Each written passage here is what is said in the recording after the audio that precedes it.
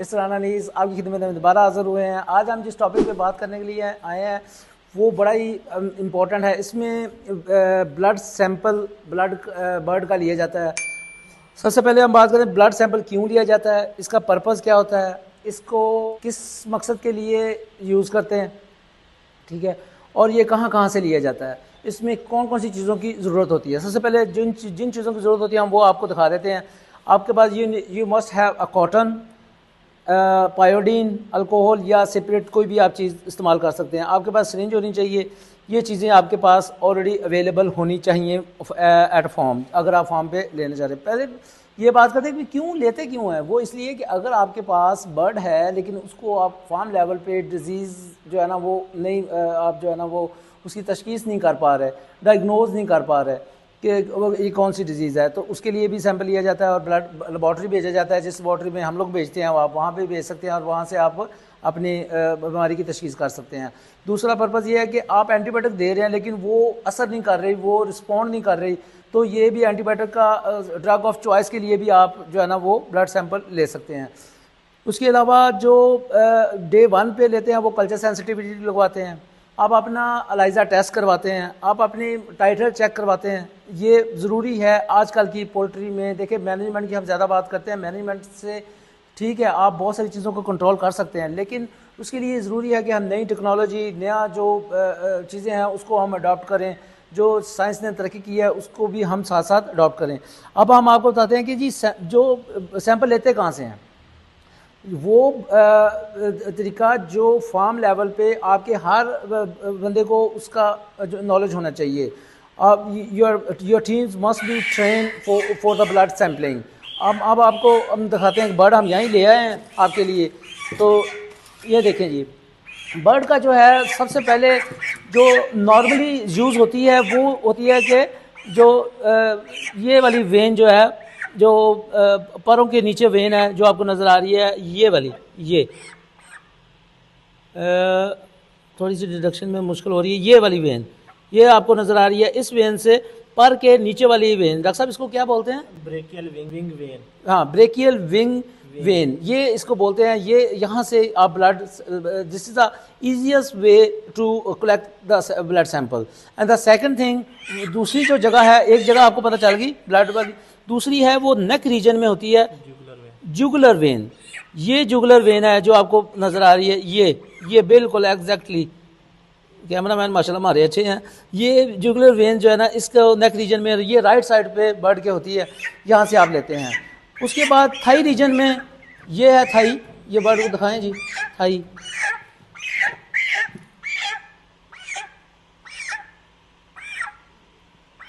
ये देखें, ये आपको नज़र आ रही है। यहाँ से थाई रीजन में आप इसकी जो है ना यहाँ से ब्लड लेते हैं थाई रीजन में, ये यहाँ से बिल्कुल एग्जैक्टली।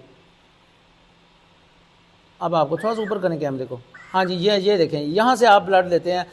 कौन कौन सी चीज़ें बताइए आपको? एक तो आपको ये बताइए कि नेक रीजन में जो राइट साइड पे होती है बर्ड के, जुगुलर वेन। दूसरी जो है वो आपको विंग्स के जो साथ है उस विंग्स के नीचे वहाँ से लेते हैं। तीसरी थाई रीजन में लेते हैं। अच्छा, अब इनमें चौथा जो है वो डायरेक्ट हार्ट से लेते हैं। जो डीओसी है, जो पहले दिन का या फर्स्ट 3 डेज़ में या 7 डेज़ में आपने बर्ड का लेना है, वो आपने थाई रीजन में नहीं जाना, वो आपने विंग्स में नहीं जाना, वो आपने कोशिश करनी है कि आपने नेक रीजन से लेना है। बर्ड की, छोटे बर्ड की गर्दन से आपने लेना है और या डायरेक्ट आप हार्ट से ले सकते हैं। It's not a good way to take the blood from the heart, because आपके बर्ड की मोर्टेलिटी होने के चांसेस ज़्यादा हो जाएंगे वहाँ पे। वो अगर आप तो ट्रेन हैं, ज़्यादा दफ़ा ले चुके हैं, तो वो कैन बी पॉसिबल कि आप सक्सेसफुल रहें, लेकिन मैं आपको रिकमेंड नहीं करता आप नेक रीजन से लें। नेक रीजन से लें। उसके बाद एंगल कौन सा होता है? एंगल जब भी आपने ब्लड लेना है तो आपको 10 से 20 डिग्री का एंगल होना चाहिए, इससे ज़्यादा ना कम। अगर आप इससे ज़्यादा रखेंगे तभी आपके सैम्पलिंग में प्रॉब्लम आएगा, अगर आप कम रखेंगे तभी आपको सैम्पलिंग। अब हम आपको प्रैक्टिकली दिखा भी देते हैं। तो डॉक्टर साहब हमारे साथ हैं जी, आएँ जी, करीब आएँ।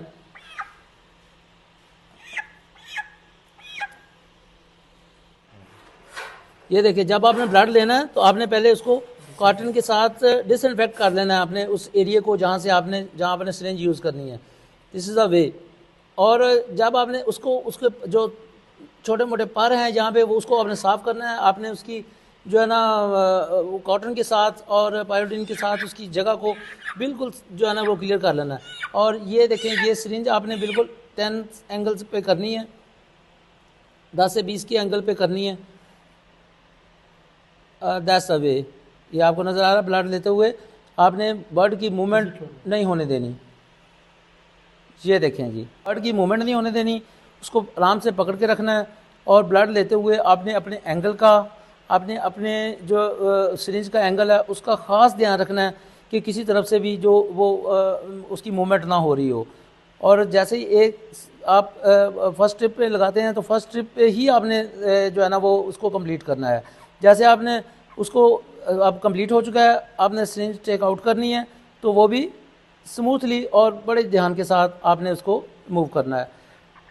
और उसके साथ दोबारा से फिर आपने उसके पायोडीन और उसके साथ जो है ना वो साफ़ कर देना है। रख से दोबारा साफ़ कीजिएगा ताकि वहाँ पे क्लाट बन जाए और बर्ड आपका ज़ाया ना हो या कंटेमिनेशन ना हो यहाँ से, क्योंकि आपने बर्ड के अंदर सिरिंज डाली है तो यहाँ पे आप पॉसिबिलिटी है कि जो है ना वो हो सकता है। देखिए बर्ड माशाल्लाह बिल्कुल ठीक है।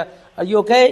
गुड, बिल्कुल ठीक है जी, इसमें कोई मसला नहीं है, इसका कोई प्रॉब्लम नहीं आता इस तरह अगर आप अच्छे तरीके से ब्लड सैंपल ले। अच्छा, आप इसकी पे भी एक और चीज़ है कि इसका आपने ये सैंपल ले लिया, अब सैंपल लेने के बाद आपने इसको रखना किस एंगल से है, इसका आपने एंगल 45 का रखना है। 45 एंगल होना चाहिए। जब आप ग्लास में रखेंगे तो ऑटोमेटिकली 45 एंगल बन जाएगा। और उसके बाद इसको आपने सीरम अलग करना है, वो एक अलग से टॉपिक है। सीरम कैसे, ये हमने ब्लड लिया अभी इसका सीरम लेंगे। सीरम लेने के बाद इसको हम लेबॉर्ट्री टेस्ट के लिए भेजेंगे, डिस्पैच करेंगे। डिस्पैच करने के लिए कौन कौन से लवाजमात चाहिए, किस तरह से वो डिस्पैच होता है, और डिस्पैच करने के बाद आपने उसका फॉलोअप कैसे रखना होता है, ये चीज़ें हैं। अब इसमें भी कुछ चीज़ें हम आपको और बताते हैं कि किन चीज़ों का ख्याल रखना है कि जब आपने सैंपल तो ले लिया, ठीक है, उसके बाद इस सैंपल को आपने स्टोर कैसे करना है। कि आपने शाम के टाइम पे लिया है, दिन के टाइम पे लिया है, तो आपने भेजना है, तो आप जो है ना वो कोरियर सर्विस मौजूद नहीं है, इन चीज़ों का उस पर भी बात करते हैं। अब आप वापस आ गए हैं फार्म से विज़िट करके, तो हम आपको दिखा देते हैं सीरम